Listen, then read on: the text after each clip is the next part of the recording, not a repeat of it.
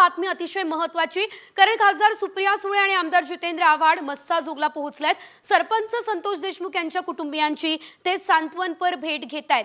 त्यानंतर आता परळीमध्ये महादेव मुंडेंच्या कुटुंबियांची ते भेट घेणार असल्याचं कळतंय। तर महादेव मुंडे यांच्या हत्येला 16 महिने पूर्ण झाले आहेत, मात्र आरोपी अद्याप मोकाट आहे।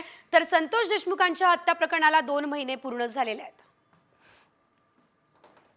या बाईकच्या मागे म्हणजे त्यांचे बंधू लागले संतोष तिथपर्यंत पोहोचले आणि तिथे मग ते असं झालं ना, असं पूर्ण गावाला असा त्यांचा प्लॅन होता, पण तो अनसक्सेसफुल झाला। तो त्यांच्या गावातल्या गाडी असल्यामुळे त्यांना गाडी रिटर्न घ्यावं लागली। गावातले पोरं होते। ज्या दिवशी आरोपी 9 तारखेला जी घटना झाली त्या दिवशी आमच्या गाववाल्याने सांगितलं होतं की आरोपीचा फोन चालू आहे 12 वाजता। रात्री पण होता, रात्री सुद्धा फोन चालू। त्या दिवशी सुद्धा पोलीस प्रशासन फक्त म्हणत होते मी अंत्यविधी करा, आम्ही आपण हुडकू। मला बोलत होते तुम्ही दिल्लीला होते, फक्त अंत्यविधी करा आपण हुडकू। फोन चालू असता आम्ही त्यांना सांगितलं आरोपीचा फोन चालू आहे, फोन लागतोय। 11 वाजता ज्यावेळेस माझ्या काकांनी फोन लावून म्हणजे सांगितलं की माझ्या भावाचं असं असं झालंय, तुम्ही पकडा, ते फक्त इतकंच सांगत होते की ह्या टाइमापर्यंत ते येतील, ह्या टाइमापर्यंत आम्ही सोडवतो। म्हणजे ज्यापर्यंत आमच्या हातात डेड बॉडी येत नव्हती तोपर्यंत माझा चाचा त्यांना कॉल करून विचारत होता तुम्ही कधी आणून देणार आहेत, कधी आणून देणार। तेव्हा ते सांगत होते की जिवंत आहेत, आम्ही इथपर्यंत आलेत, आम्ही इथपर्यंत त्यांना आणून सोडतो, तिथं तुम्ही या। मग हे तिथं गेले की ते म्हणायचं नाही नाही ते त्या दिशेने। म्हणजे कोण आता मला विष्णू चाटेचा फोन येत होता आणि विष्णू चाटेला आरोपी ते फोन करायचे आणि मग ते म्हणायचे त्याचा मावस भाऊ आहे ना वाल्मिकचा। फोन करायचा 20 मिनिटांमध्ये सोडतो, 10 मिनिटात सोडतो। ज्या दिवशी त्याला समजलं की डेट झालाय लगेच फोन बंद केला आणि नंतर सायंकाळी फोन त्याने चालू केला। 12 पर्यंत त्यांचा फोन चालू होता, त्यावेळेस पण पोलिसांनी तो ट्रॅक केला। खरं तर आवादा कंपनीकडे जे 2 कोटी मागितले गेले ते इतर कुठल्या कारणासाठी नव्हते, तो इलेक्शन फंड होता। तर ते इलेक्शनच्या दरम्यान तो फंड मागितला गेला इलेक्शन लढवायला, आणि हे सगळं कारण त्या फंडातनं आणि मग त्याच्या फंडातनं ते रिफ्युजल आलं, रिफ्युजल नंतर ही मर्डर झाली। एक आरोप केला, दुसरं त्यांनी त्या खंडणीमध्ये सुद्धा ह्यांचं नाव म्हणजे हीच मागवत होते म्हणून की अण्णा की असं त्यांनी पण दाखवलं। काही पण 2-2.5 तास मारत होते हो त्याला, हा बघत होता। आम्ही ते तपासला विचारलं तर ते ऐकण्यासारखं नाही। ते या प्रकरणामध्ये 6 तारखेपासून 11 तारखेपर्यंत लोकल पोलिसांना जो तपास केलाय त्याचं सगळं गोलमाल आहे। म्हणजे जोपर्यंत प्रकरण सीआयडी कडे जात नव्हतं तोपर्यंत ह्या स्थानिक पोलिसांनी तपास केला, त्याच्यामध्ये सगळ्या त्यांनी हे सोडून देतात। तिथं गित्ते म्हणून एक कॉन्स्टेबल आहे, तो कंटिन्यू ह्या सगळ्या संबंधिताच्या कॉन्टॅक्टमध्ये होता आणि तो PI असेल, PSI असेल किंवा DYSP असेल ह्यांच्याशी त्यांचं बोलणं करून येतो। नाही, पण ह्याच्यात एक आता प्रमुख मागणी माझी तरी अशी आहे की वाल्मिक ज्या जेलमध्ये ज्या बॅरॅकमध्ये आहे दररोज इथली काही 2-4 पोरं मस्ती करतात, त्यांना अरेस्ट होते, 2 दिवसात त्यांना जेल कस्टडी होते, ते जाऊन वाल्मिकच्या बॅरॅकमध्ये बसतात आणि बॅरॅकमध्ये त्याची सेवा करतात। त्याला बाहेरचं जीवन जातं, मस्त सगळं व्यवस्थित चालू आहे, मसाज बिसाज। आणि 6 तारखेच्या आधी पण अशा खूप केसेस घडलेल्या इथं येऊन खंडणी मागण्याच्या। कुठे आवादा कंपनीमध्ये या ठिकाणी सुप्रिया सुळे आणि जितेंद्र आव्हाड पोहोचलेले, त्यांच्यासोबत खासदार बजरंग सोनवणे सुद्धा उपस्थित आहे। आणि या दरम्यान सुप्रिया सुळेंनी वैभवी देशमुख हिच्यासोबत देखील संपूर्ण प्रकरणाची अपडेट घेतलेली आहे, चौकशी कुठपर्यंत पोहोचली या संदर्भात देखील माहिती घेतली आहे। या संदर्भातल्या अपडेट्स तर आपल्याला घ्यायच्या आहे, मात्र त्याआधी काही महत्त्वाच्या बातम्या वेगवान स्वरूपात। येरवड्यामध्ये वाहनांची तोडफोड करणाऱ्यांची धिंड काढण्यात आलेली आहे आणि या आरोपीने लक्ष्मीनगर परिसरात 12 रिक्षा आणि 2 दुचाकींची तोडफोड केली आहे। पोलिसांनी या आरोपीस आता अटक सुद्धा केलेली आहे।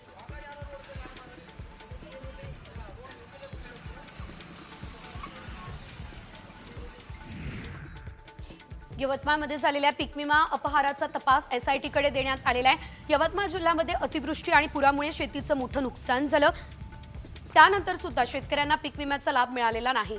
या प्रकरणात पीक विमा कंपनी विरोधात गुन्हा दाखल झालाय आणि आता या गुन्ह्याचा तपास SIT मार्फत केला जातोय।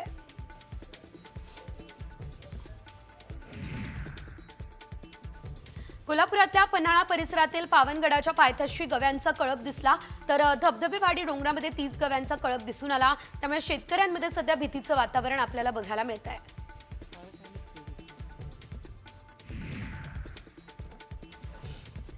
यवतमाळमधल्या टिपेश्वर अभयारण्यातून आलेल्या वाघानं गेल्या 2 महिन्यांपासून चांगलीच दहशत माजवली.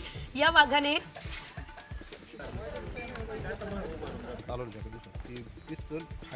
28 पाळीव जनावरांचा फडशा पाडलाय. तर गेल्या काही दिवसांपूर्वी डाट गनचा नेम हुकला आणि त्यानंतर काहीशी थंडावलेली शोधमोहीम पुन्हा देखील सुरू करण्यात आली. तर वाघाला पकडण्यासाठी 2 स्वतंत्र पथकं तैनात केली आहे. आपलं सामान विक्रीसाठी दुकानात ठेवलेल्या मटणावर कुत्र्यांनी ताव मारल्याचा धक्कादायक प्रकार डहाणू तालुक्यातल्या कासामध्ये घडला. सायवन रोड परिसरातील या मटण विक्रेत्याकडून ग्राहकांच्या जीवाशी खेळ सुरू आहे. या सर्व कियासवाण्या प्रकाराकडे दुकानदार मात्र दुर्लक्ष करताना सध्या दिसत आहे.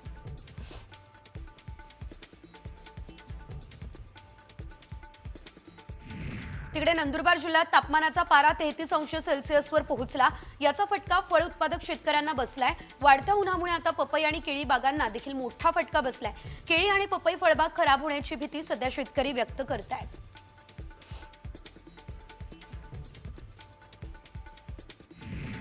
नोव्हेंबर महिन्यात 12,000 रुपये क्विंटल यापर्यंत पोहोचलेली तूर आता मात्र घसरली. 12,000वरून तूर आता थेट 6,500 ते 7,300 रुपयांपर्यंत खाली आली. त्यामुळे तूर उत्पादक शेतकरी अडचणीत आहे. आर्थिक गरजेपोटी मिळेल त्या भावात शेतकऱ्यांना तुरीची विक्री करावी लागते. वाशिम जिल्ह्यात मोठ्या प्रमाणात शेतकऱ्यांनी चिया पिकाची लागवड केली. आता चिया पिकाची काढणी सुरू झाली आहे. शेतकरी विविध पद्धतींनी ही पीक काढताय. तर काही आधुनिक शेतकरी हार्वेस्टरचा वापर करताय आणि चिया पिकाची काढणी सुद्धा करताय.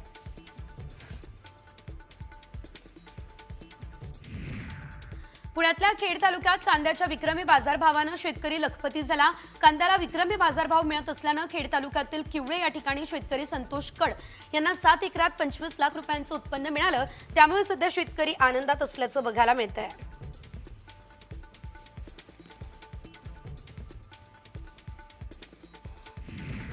आता पालघरमध्ये सुद्धा स्ट्रॉबेरीचे मळे बहरणार आहे. कारण अनेक समस्यांवरती मात करून डहाणू भागातील शेतकरी विविध नाविन्यपूर्ण आणि यशस्वी असे प्रयोग करताय. स्थानिक बाजारपेठेत प्रति किलो 300 रुपयांचा भाव स्ट्रॉबेरीला मिळतोय.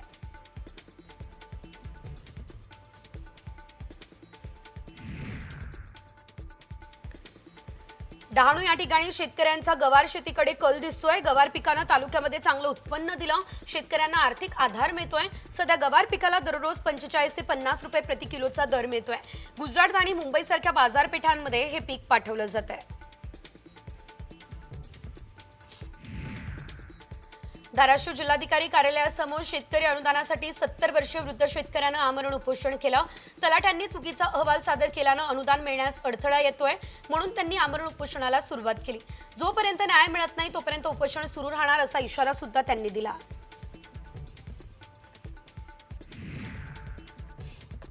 अमरावतीमध्ये भर शेतकरी प्रदर्शनात शेतकऱ्यांना कृषी धोरणाचे वाभाडे काढले. आयात निर्यात धोरण जे आहे ते शेतमालाच्या हमी भावावर बिनतोड सवाल या शेतकऱ्यांनी केले असल्याचं आपल्याला बघायला मिळतंय. याशिवाय शेतकऱ्यांची भिकाऱ्याशी तुलना करणाऱ्या कृषी मंत्री माणिकराव कोकाटेंवर संतापही व्यक्त करण्यात आलाय.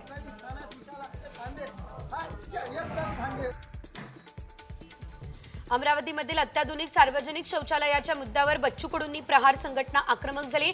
2 वर्षांपासून धुळखात पडलेलं शौचालय प्रहारने कुलूप तोडून सुरू केलं. लाडक्या बहिणींच्या हस्ते या शौचालयाचं उद्घाटन झालं. प्रहारने यावेळेस ढोल वाजवत कुलूप तोडू आंदोलन केलेलं आहे.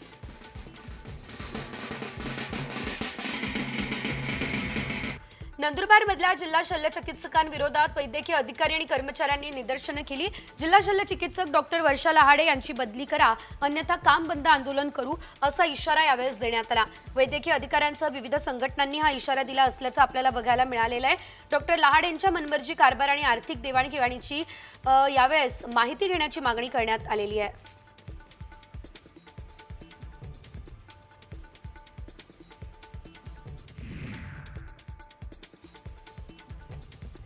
धाराशिवमधील उमरगा या ठिकाणी उपविभागीय जिल्हा अधिकारी कार्यालयासमोर महिलांनी उपोषण केलं. खोट्या माहितीच्या आधारे तलाठ्याची नोकरी मिळवण्याचा आरोप महिलांनी केलाय. संबंधिताला सेवेतून निलंबित करण्याची मागणी सुद्धा यावेळेस या महिलांनी केली असल्याचं बघायला मिळतंय.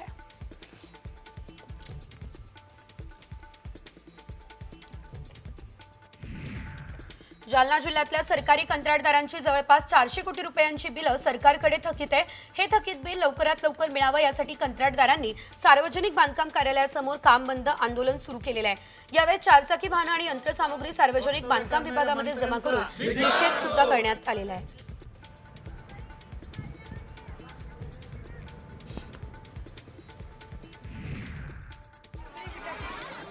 नंदुरबार या ठिकाणच्या शहादा तालुक्यातील कुकावल गावात स्मार्ट मीटरला नागरिकांनी विरोध केला. स्मार्ट मीटर बसवण्याचं काम महावितरण विभागाकडून सुरू आहे. गावात नवीन केबल टाकत स्मार्ट मीटर बसवण्याच्या विरोधात नागरिकांनी मोर्चा काढलाय.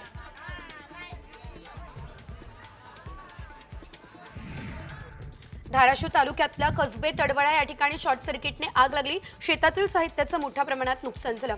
शेतात ठेवलेलं विविध साहित्य जळून खाक झालंय. दरम्यान महावितरणने नुकसान भरपाई द्यावी ही मागणी शेतकऱ्यांनी केलेली आहे.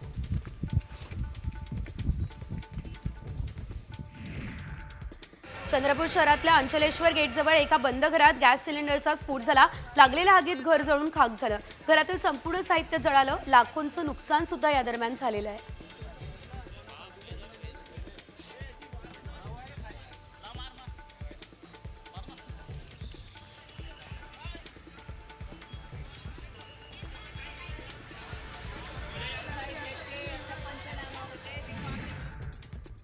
पुढे एक मोठी बातमी.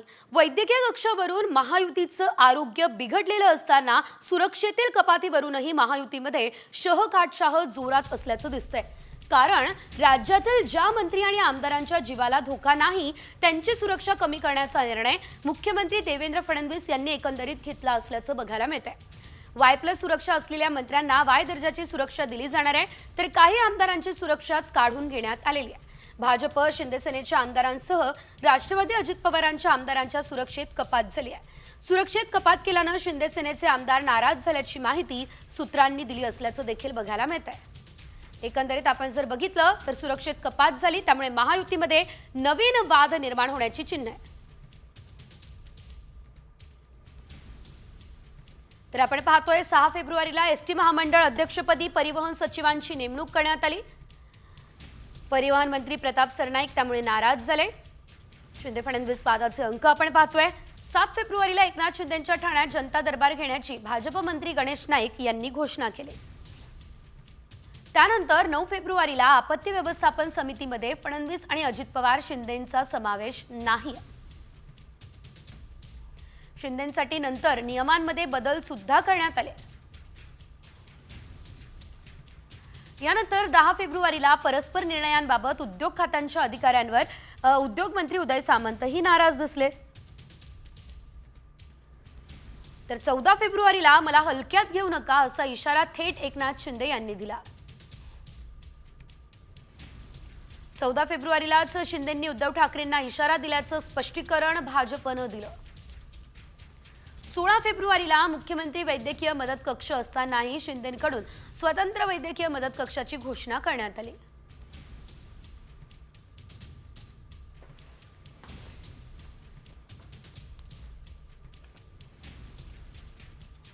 यानंतर घेऊयात महत्त्वाच्या बातम्यांचा वेगवान आढावा. राज्यात कमाल तापमानाचा पारा 35 अंशांवर गेलेला आहे. सोलापूरमध्ये उच्चांकी 37.4 अंश सेल्सिअस तापमान आहे. पुढील काही दिवसांमध्ये राज्यातील तापमानात आणखी वाढ होण्याची शक्यता आहे.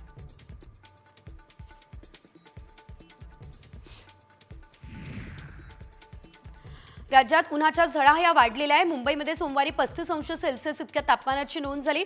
पुढील काही दिवसांमध्ये मुंबईचं तापमान आणखी वाढण्याची शक्यता आहे.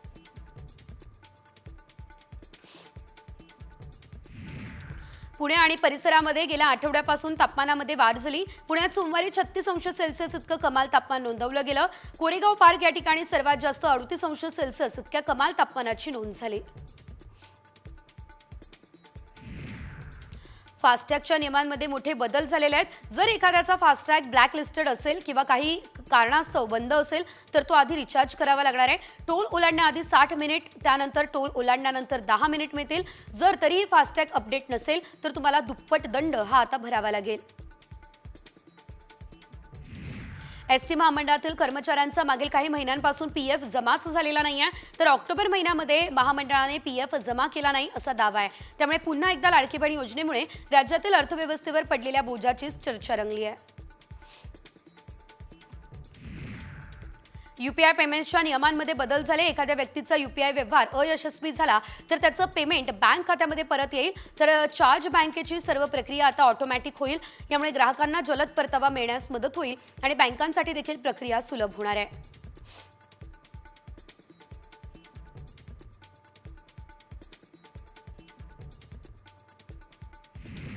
ठाण्यात कोळशावरील तंदूर रोटी बंद होणार आहे. ठाणे महानगरपालिकेने हॉटेल्स व्यावसायिकांना नोटीस बजावली आहे. एकूण 84 हॉटेल्सला नोटीस बजावली आणि इलेक्ट्रिक भट्टी वापरण्याचं आवाहन सुद्धा महानगरपालिकेने केलं.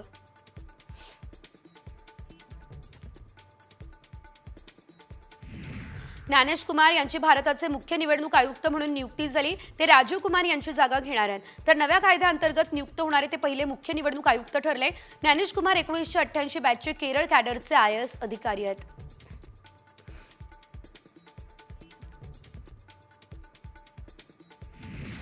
मालवण राजकोट किल्ल्यावरील छत्रपती शिवाजी महाराजांचा पुतळा उभारणीच्या कामाला वेग आला. ऑस्ट्रेलियन कंपनीकडून आता वाऱ्याच्या वेगाची क्षमता तपासली जाते. प्रसिद्ध शिल्पकार राम सुतार यांच्या नोएडा येथील कारखान्यामध्ये हा जो ब्रॉन्झ धातूमधील पुतळा आहे तो बनवला जातोय. पुण्यातील शेवाळेवाडी आणि महादेवनगर परिसरात डासांच्या प्रादुर्भावामुळे नागरिक हैराण झाले.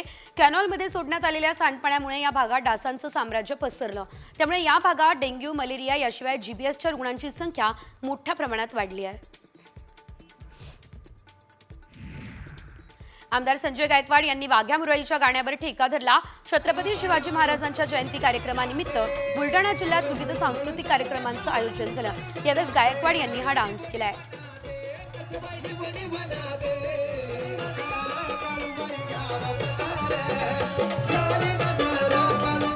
बैलगाडा घाटात 80 वर्षांच्या आजोबांनी कोलांट्या उड्या मारल्या. पुण्याच्या वाघोलीमधील आजोबांचा हा नादखुळा बघायला मिळालाय.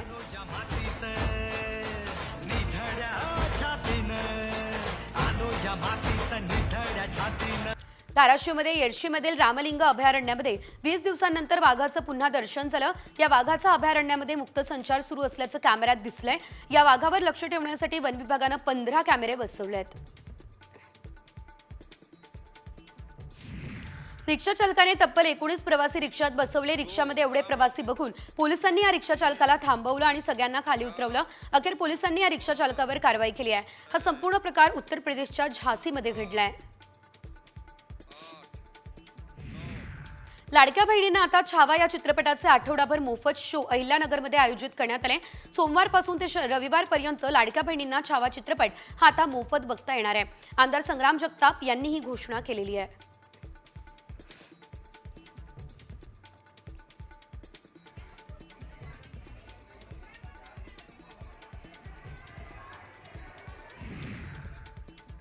यानंतर आता पुढे एक महत्त्वाची बातमी आहे. पुण्यातून ही बातमी आहे कारण 350 मांजरी एकाच फ्लॅटमध्ये ठेवणाऱ्या पुणेकर मालकिणीनं पशुसंवर्धन विभागाच्या नोटीसला केराची टोपली दाखवली आहे. हडपसरमधल्या मार्वल बाउंटी या सोसायटीमध्ये रिंकू आणि रितू भारद्वाज या 2 महिलांनी एकाच घरात तब्बल 350 मांजरी ठेवल्या. या मांजरींमुळे प्रचंड दुर्गंधी पसरली आहे. सोसायटीमधल्या नागरिकांचंच नाही तर मांजरींचं देखील आरोग्य धोक्यात आहे. या सर्व मांजरींना खराडीमध्ये हलवा, त्यांची योग्य काळजी घ्या ही नोटीस 14 तारखेला बजावण्यात आली. मात्र अजूनही मांजरी हलवण्यात आलेल्या नाही. त्यामुळे पशुसंवर्धन विभाग याशिवाय पुणे महानगरपालिका या दोन्ही बहिणींवर कारवाई कधी करणार हा संतप्त सवाल सोसायटीमधले रहिवासी विचारतायत.